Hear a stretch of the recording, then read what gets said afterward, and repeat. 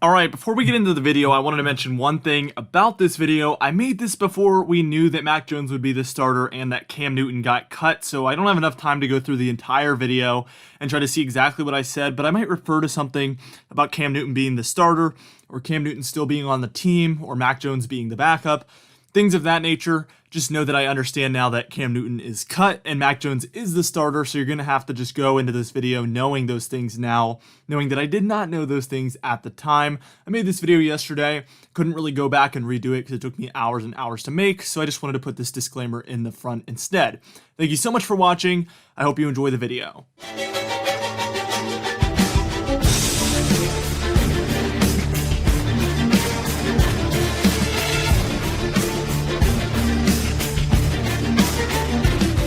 How's it going, guys? In today's video, I'm going to be bringing you guys a brand new series that I plan on doing throughout the rest of the regular season and for seasons to come because I think it's a really awesome idea. In yesterday's video, or whenever it was, it might not have been yesterday, I think it was the day before, but I mentioned I wanted to make a video series where I can just talk about my honest thoughts, and that is exactly what this is. We're going to be going over the game, play by play, only the notable ones, not the ones that aren't worth mentioning, but all of the notable plays, and I'm going to be just giving you guys my honest thoughts that I had during watching the game, and as I'm rewatching it, new thoughts I might have. We're just going to talk about the game. This is just a chance for us to just talk, and I hope you guys like it, so let me know in the comments what you think of this video series. So be sure to like the video, subscribe, and comment down below because those things all help me out so much. And subscribe because I hope to see you again, and I think it's a great thing. Just a great thing, especially if you're a Patriots fan. But we welcome all to the channel, obviously. So I found it interesting. They showed the defensive starters here. I think it's a really good thing that we see players like Devon Godshaw on there, a new free agent, obviously, Henry Anderson, Matt Judon, Kyle Van Noy. It's so interesting how many new faces we're going to have on this defense. That's the starting lineup, guys, unless there's some sort of players that weren't there that I didn't notice. But I think that is their plan for the starting lineup, and especially around the front, obviously the edge rushers and the defensive line. Let's go ahead and talk about the first play I wanted to mention. And I love this one, guys. I absolutely love this one. We see Josh Uche and then also Christian Barmore get on a sack. I think it should have been a 50-50 sack in my opinion. It looks like they both brought him down, but I think Chase Winovich got 100% of that sack on the stat sheet. But great to see a sophomore season player and then also a rookie defensive lineman there in Christian Barmore get in there for a sack. If that doesn't make you excited about this defense and the future of this defense, I don't know what will. Two very young players getting in on a really great sack and just blasting past the offensive lineman. Look at the pressure they both created too. Absolutely awesome to see. Here was the next thing I wanted to mention. This made me nervous right out of the gates. I saw this, and I was wondering if anybody else saw this. So let me know if you noticed this in the comments down below. But tell me Cam Newton does not look nervous when he first walked onto the field. I mean, look at his face and just the way he's kind of like, he just looks so nervous, guys. He looks like he's playing to win the starting job. And I think there's something behind the scenes going on that we don't know about.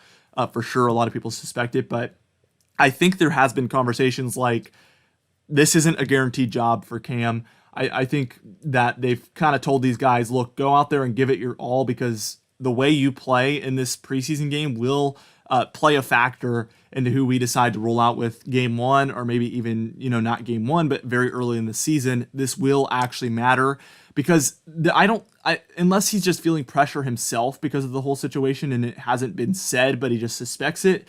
I just don't understand why else he would be having this type of body language. Now, he does actually follow that up with a pretty nice pass, and this was my favorite pass from him in the entire game. It's a completion there to Jacoby Myers, and he kind of throws that one right at the right place in between those two defenders. You can't really put that one anywhere else, and he's able to get the first down. Like, you can see when we put this one in slow-mo that he just puts that right where it has to be. We follow this up with an absolute beast mode run there from Damien Harris. I'm so excited about this guy. He so deserves to be the starter, and this is going to be like the first season we get to see him, hopefully the entire season, but that run definitely got me very excited there from Damien Harris. And then our next clip here is just to show how huge Trent Brown is. This is one of my favorite players, but look at how massive he is. This clip just shows it. Look at him up next to that other offensive lineman. He literally just has to stand there and get in people's way. There's nobody that is going to get past him. It doesn't even make sense how huge this dude is, and he's still able to be athletic. I do not understand.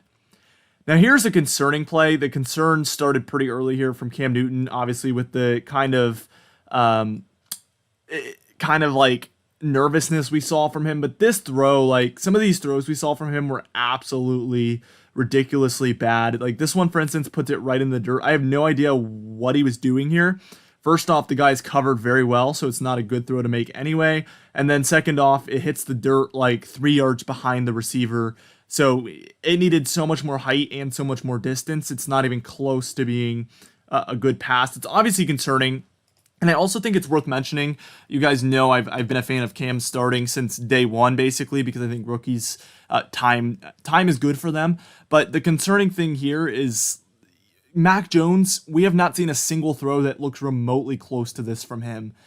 Every single pass is within a catchable range that we've seen so far from Mac Jones. I don't think we've even seen a single pass hit the dirt that is Mac Jones' fault.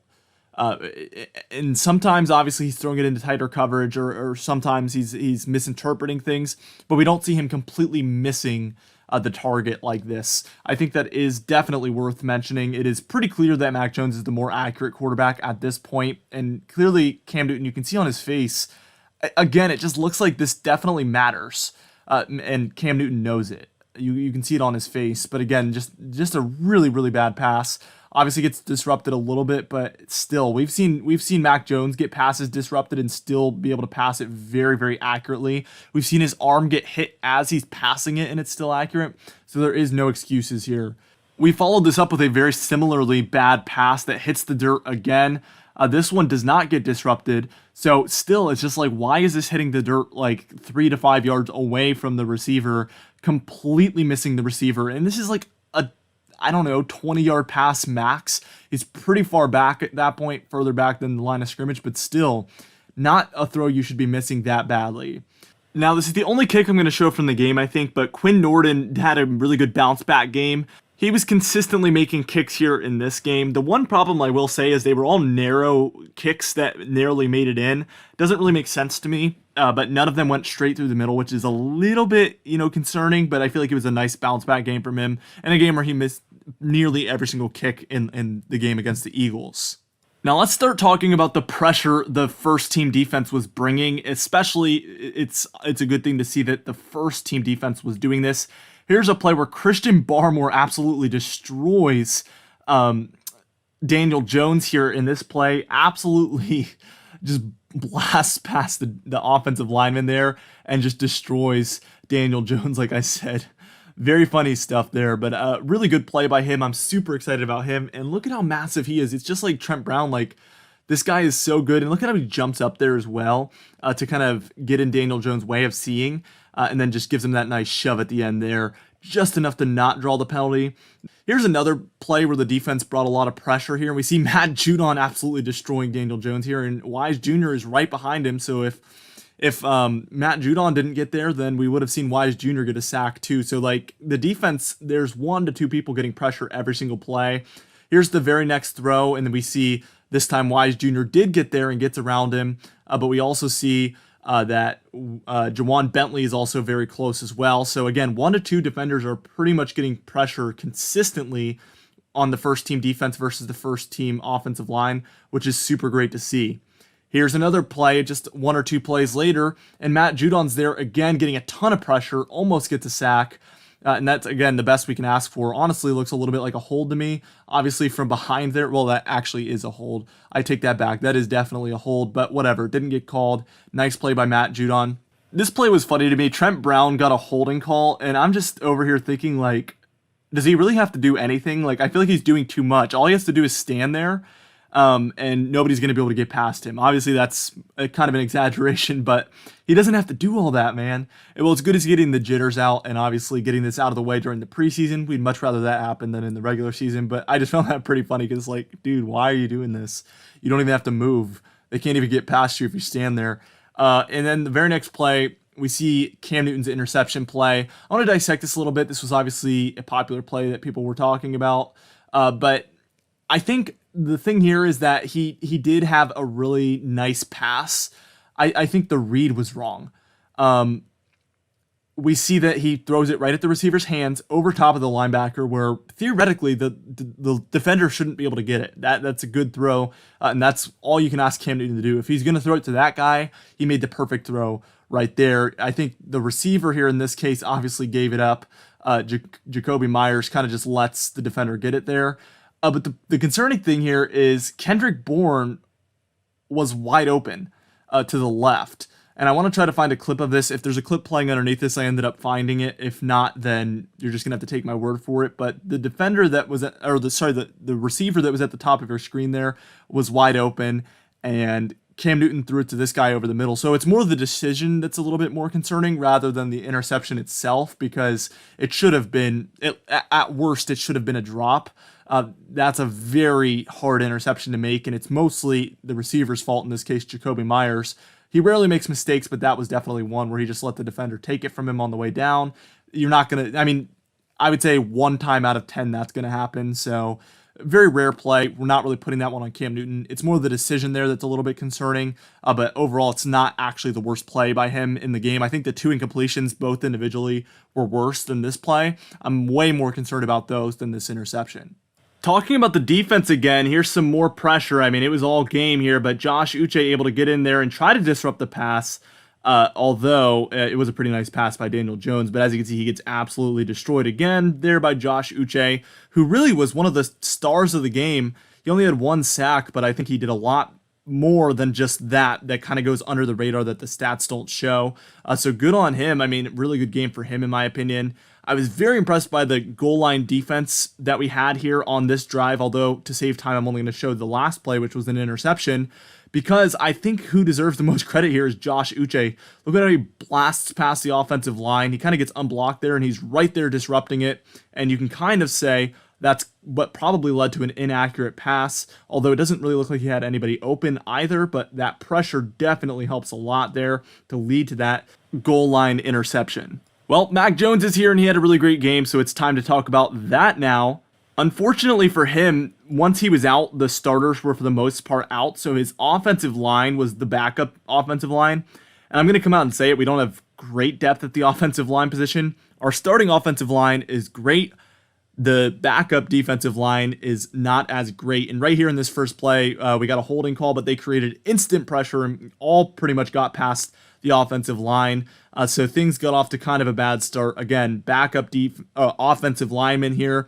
There were still some starters on the defense out there. And by the way, the Giants played very tough this game. I don't know if you noticed. I think there's obviously still a bit of a rivalry there with all the Super Bowl matchups and everything.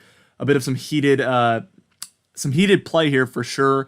And I think just with the joint practice, they all get a little more heated. And the Giants are just a good team. I mean, really, I think they're really good this year, better than people think, especially on the defensive side of things. They are a very, very good defense. And it's fairly evident throughout this game. Mac Jones had some pretty impressive passes in this game, including this one right here. And this one was really nice. And it looks low at first. And you look at it and you're like, that was a pretty low pass. Almost didn't catch it. But then I thought about it more on this one, and if he threw it any higher, he's risking an interception, and he put it right where he could guarantee it would not get intercepted, but still make it catchable for his receiver, which is pretty impressive. So actually, that's one of my favorite passes from the game from him. We also saw this one, so this was one of the worst passes, and when I first saw this, I was like, ugh, like that wasn't good. But they later went on to show that the defense was holding the receiver, and actually, I'm fairly confident this would have been a touchdown if there was no holding on the defense, because he would have flown right by them and caught that, because it was pretty much on target as much as I can calculate, because obviously the receiver wasn't near it because he was held, but it seemed like a good throw after that's taken into consideration. And then this next play, we see he gets sacked. So this was pretty evident throughout the game that there was a lot of pressure on him. 5 sacks throughout the game on him. Again, he played with the backup offensive line the entire game, and they totally got outplayed by the backup defensive line of the Giants. So they created a lot of pressure on him. And the one thing I do like about this play is once they go on to show the receivers, he would have had to have forced this into a situation where an interception is definitely possible. Every single wide receiver was covered very nicely, and I'm sure Bill Belichick is actually a really big fan of this play because ball security is one of his biggest things, and Mac Jones, by not throwing it in this case, protected the ball. Obviously, at this point in the game, we were winning by 3, so there's no point in trying to force the ball and throw an interception. In this instance, it's probably a good thing that Mac Jones did not throw it and just took the sack. Now, this next play is a good one for the defense again. Chase Winovich able to provide a lot of pressure here on the Giants, although this is a completed pass, but it's just another example of that pressure the defense was able to apply. And on this one as well, there was a lot of pressure, but oh my gosh. Look at that throw. I had to show this because I was just so impressed with this throw by Daniel Jones. An amazing touchdown right over the defender, right where it had to be. Probably the most impressive throw of the game by any of the quarterbacks. So super cool to see that for him there. It's okay to praise the opposing team a little bit sometimes. Our next play here, we're definitely not praising the opposing team. Ramondre Stevenson absolutely destroys this guy's ankles right here. Somebody needs to help this man because his ankles are absolutely gone. This is certainly one of the more impressive passes by Mac Jones. This was his touchdown pass, and he looks off the defender. If you watch the beginning of this play, he's completely looking to the right. This was cover 3, so there's a middle safety, and he's totally looking off the middle safety to go to the other side of the field, acting like he's going to throw that way, and then last minute comes back, plants his foot, and delivers an absolutely incredibly accurate pass here. And that ends up being a touchdown. You can see how close all 3 defenders were, but there's one place to put it where they can't get him, and it's right in between all 3. Absolutely amazing pass and a great touchdown by him. First off, the look off, but also just how tight that pass had to be and how accurate it was. Caught him right in stride, and he was able to easily run it in. You can't ask for a more perfect pass than that in that type of a scenario. Here's my guy, J.J. Taylor. You guys knew I was going to talk about him on the punt return, absolutely making things happen. He could be a big player in the special teams this year, and I think that's adding a lot of stock for him to make the roster, which is exciting for him. Here's another pass by Mac Jones. This is probably the most impressive pass by him, if not the second most impressive pass. It's between this one and the touchdown. But he sees that the defender cannot see. He's not looking back, but his receiver, Devin Asiasi, who had a great game, by the way, is looking back. So he's able to throw it away from where the defender is a little bit, where his receiver can just go get it. And that is exactly what happened. Ended up being a really great pass. But that just shows the situational awareness here by Mac Jones. His intelligence seems to be his strongest thing, and then also his accuracy is really good as well. But just having the intelligence to understand this situation that, hey, my receiver's looking back right now at me. The defender is not, so you just have to deliver it a little bit away from where the defender is, and boom, it's there. And look at how his arm gets hit. This is what I'm talking about. Mac Jones still delivers these passes when its arm gets hit, and then we saw earlier Cam Newton doing the same thing, but it gets thrown to the ground. And I don't really blame it on the defender hitting his arm. We saw plenty of passes like that this preseason and last season where the ball just hit the ground, and it was just mind-boggling. It doesn't make any sense. This pass should have been Mac Jones' second touchdown pass because he delivered an absolute dime floater there, and it was dropped. Clearly, the defensive player made a really good play, but he put it right where the receiver could get it and the defender couldn't. I mean, a really incredible throw here by Mac Jones. This might be more impressive than the actual touchdown throw because he's able to just deliver it so accurately where it's maybe just a foot away from where the defender can grab it and only the receiver can get it. The receiver really just dropped this because the defender did not get a hand on it at all. Only the receiver has both his hands on it, and you can see from the beginning he doesn't even have it at any point, and it just drops. So a bad play there by that receiver. Here's Ramondre Stevenson getting a touchdown. I don't think any of us are surprised by this. He only had 1 in this game, which is a little bit disappointing. I wish he could have gotten 2 touchdowns in all 3 of the preseason games. Whatever, He's had a great preseason, and I think he's going to be an impressive player for us for years to come. You guys have heard me talk about it. Now it's time to talk about my guy, Shaun Wade, who I was talking about in a couple videos ago, how we acquired him from the Ravens, who got him from Ohio State, obviously, in the draft. But here's a nice coverage play downfield. You can see he's keeping up with the receiver, playing really nicely, and this isn't what we saw from him in his final year at Ohio State. He was getting burnt pretty frequently, so it's good to see him being able to keep up with the receiver there and really just make a good play. Here's J.J. Taylor again, absolutely destroying a guy with a stiff arm there. I mean, he's so much smaller than the guy he's stiff armed, but he still gets away and he's able to get 15 yards. This is why Sony Michel just doesn't fit with this team and why these other younger players that we have now, Damon Harris, Ramondre Stevenson, and J.J. Taylor, do fit with the team. They're able to make things happen even when the situation isn't that great. And Sony Michel, no matter what you say to me, I don't really care. I already know how I feel about him.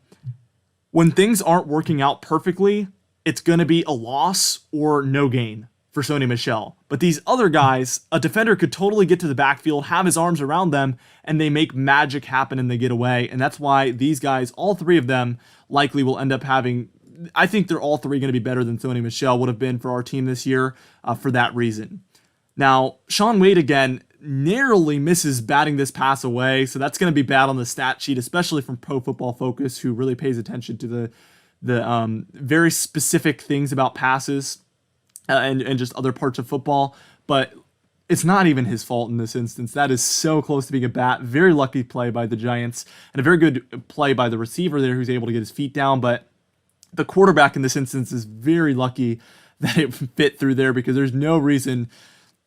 It was just too accurate to even be skill at that point. Like, that is just dart laser accuracy there. And last but not least, the final play of the game, where clearly this receiver has offensive pass interference in this play against Shaun Wade. He literally shoves him to the ground right before the ball gets delivered.